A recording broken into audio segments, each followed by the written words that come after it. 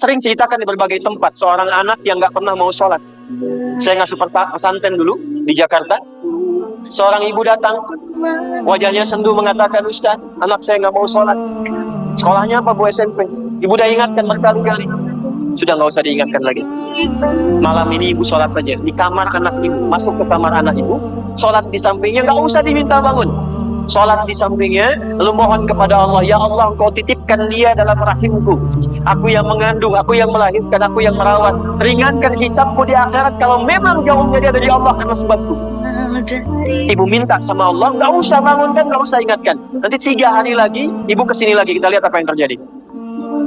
Hari ketiga, dari kejauhan, ibu itu teriak gembira, "Ustaz, wah, ibu kok senang sekali, anak saya sudah sholat." Nabi akan tiba satu masa, mohon maaf ya, ini bahasa tafsirnya, yang paling gampangnya, tantangannya tidak mudah. Ya, la taqumus sa'atu, akan dekat-dekat ke waktu kiamat, maksudnya kiamat-kiamat, tanda-tanda yang ujungnya nanti kubra. Di antaranya apa? Taqarrubuz zaman, waktu semakin cepat. Taqtaribul aswaq, pasar mudah diakses. Dulu ibu berangkat pakai ojek ya, pakai angkot datang ke pasar belanja. Sekarang tinggal akses handphone, klik datang. Tapi di masa itu cirinya kata Nabi, yantashirul fitan, fitnah menyebar banyak. Yang baik jadi buruk, buruk jadi baik. Ya, kesalahan-kesalahan dianggap benar, maksiat terjadi di mana-mana, yantashirul kadzib. Menyebar banyak dusta, bentuknya beraneka ragam. Dan di situ banyak ujian-ujian. Teknologinya semakin berkembang, fitnahnya semakin banyak. Ya, sekarang ceramah saja bisa diedit. Ya, sesuai dengan keinginan orang-orang yang bikin. Kadang-kadang demikian. Makanya hati-hati.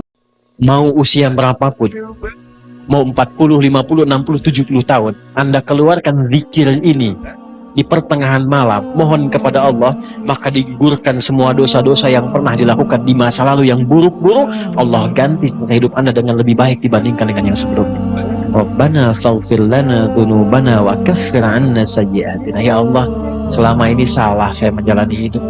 Saya minta ampun ya Allah. Mohon jadikan sisa hidup saya lebih terukur dan lebih baik dari sebelumnya yang pernah saya jalani.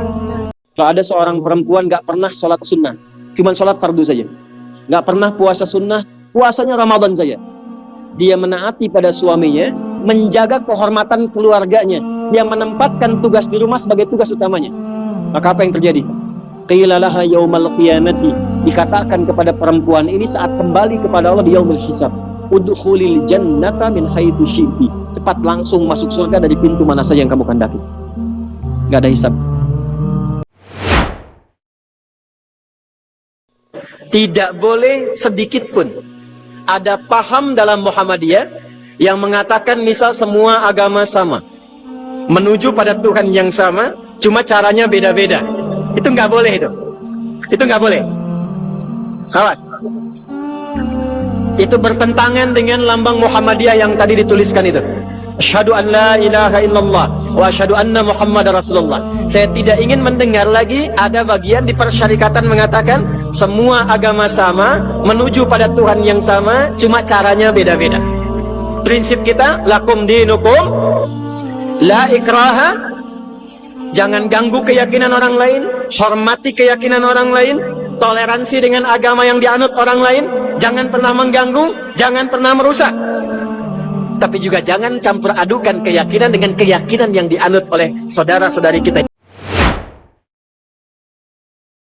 Perbedaan orang dulu sholat dengan orang sekarang sholat.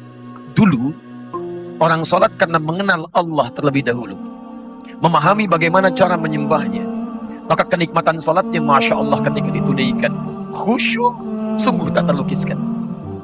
Ada orang ketika sholat tiba-tiba lewat anak panah, dia tidak bergeser sedikit pun dalam sholatnya.